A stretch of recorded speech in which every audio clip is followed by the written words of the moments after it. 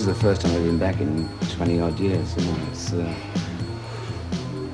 Is it still pretty much the same place? it is pretty much the same. It's a little bigger on the outside. The town's, you know, there's a few more bungalows, but right here in the centre of the town it's exactly the same, really. Maybe a few more donkeys back in those days. You know?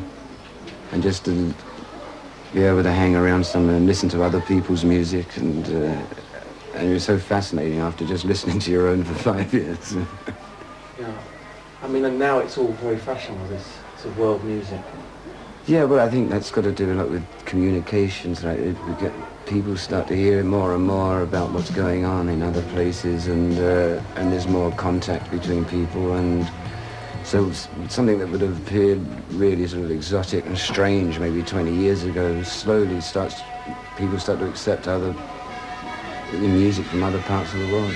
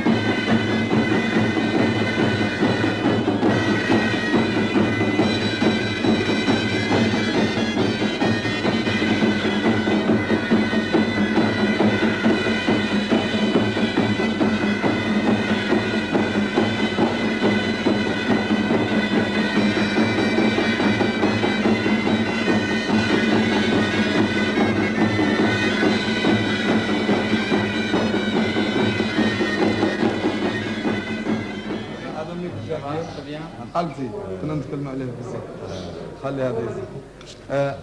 This is علي. هذا ميك جاجر معلم كبير. This is عبد الله. هذا ميك جاجر. This is Ali. هذا ميك جاجر. This is my brother Mustafa. Your younger brother? Yeah, this is my little brother. This is your older brother? Yeah. You're not so bad with him? No, You're strong with him? Yes, he play with me the music. We play sometimes together, man. This is Abdul Nabi. هذا ميك جاجر. This is Abdullah.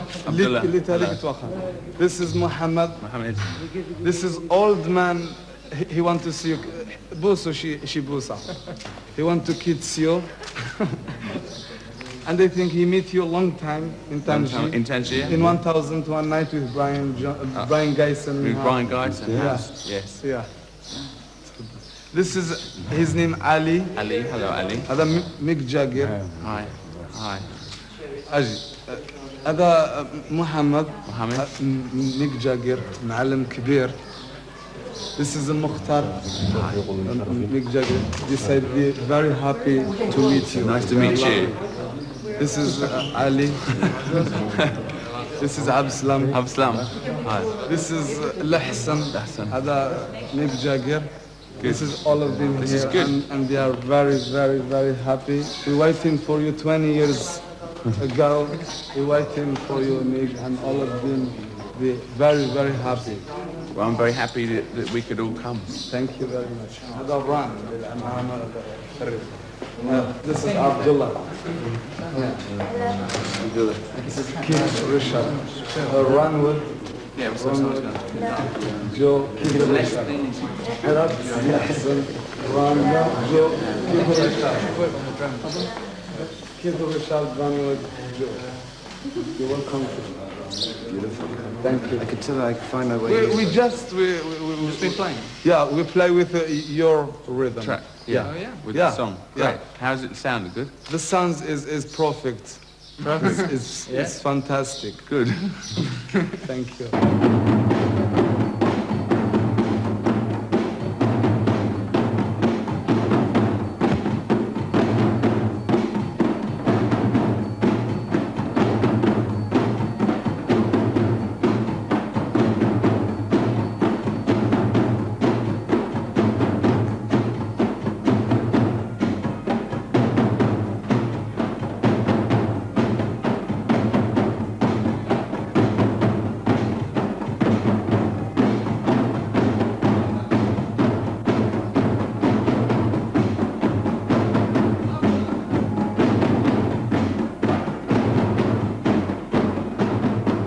It was just an idea that Mick and I looked together and said, well, if ever we could use the Juka pipes, this is probably the track to do it on, you know.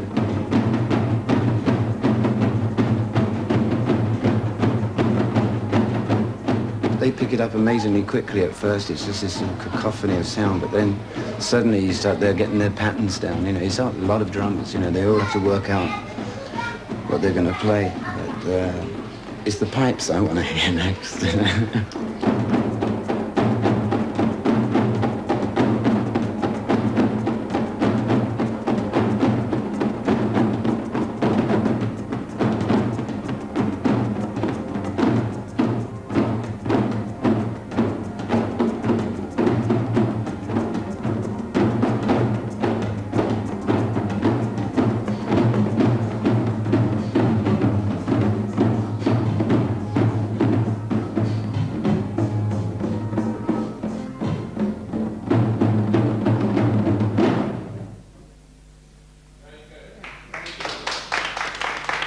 Good.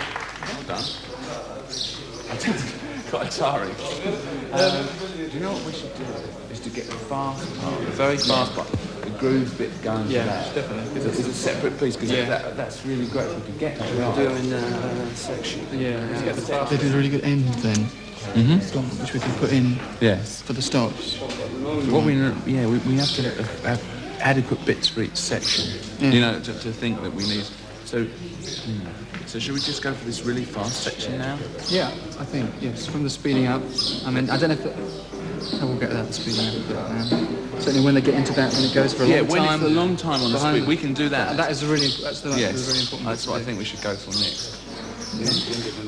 Yeah, and then give them a break and then the pipes up. Yeah, we can do a little bit separate drumming after as well. And then pipes after them. Yeah. So After the pub. Let's go for the speeding up. Go down a red line.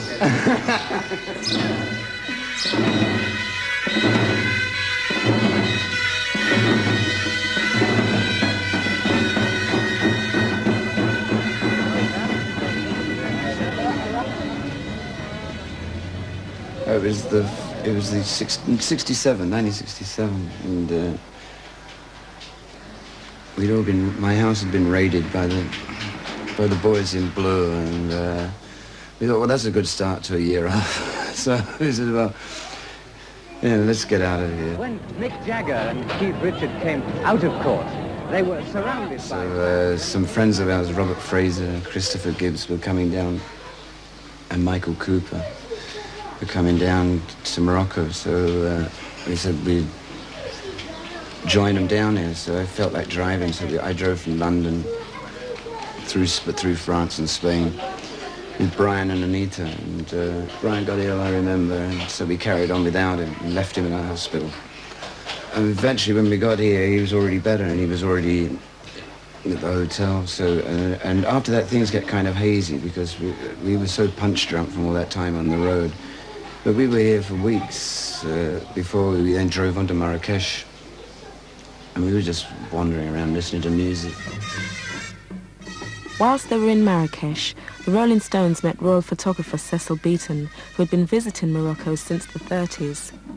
He photographed them and recorded the meeting in his diary. An evening with the Rolling Stones, Marrakesh, March 1967.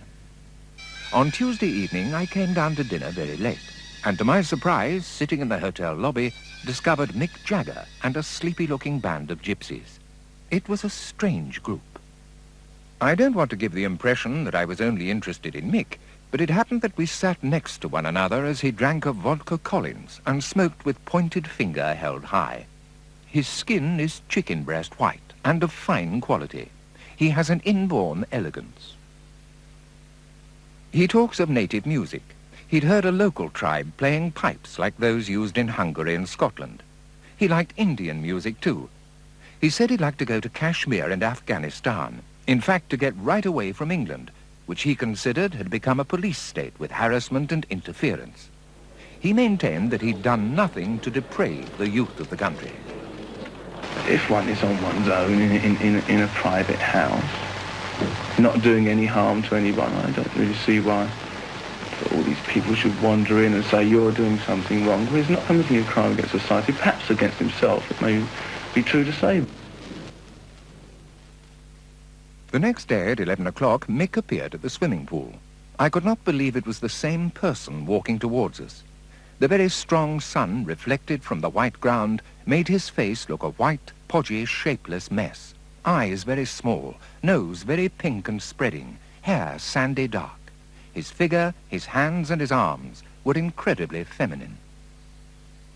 Their wardrobe is extensive, but everything is shoddy, poorly made. The seams burst. Keith himself had sewn his trousers, lavender and dull rose, with a band of badly stitched leather dividing the two colours. Brian, at the pool, appears in white pants with a huge black square applied onto the back. It's very smart in spite of the fact that the seams are giving way. But with such marvellously flat, tight, compact figures as they have, with no buttocks or stomachs, almost anything looks well on them. Was that the trip where Brian heard of the Jujuka musicians? I think so, eventually, yeah, because we were a long time in Marrakesh.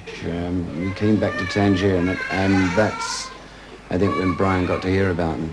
Because he came, when he got back to London, he was saying, I'm going to go back and record these guys, you know.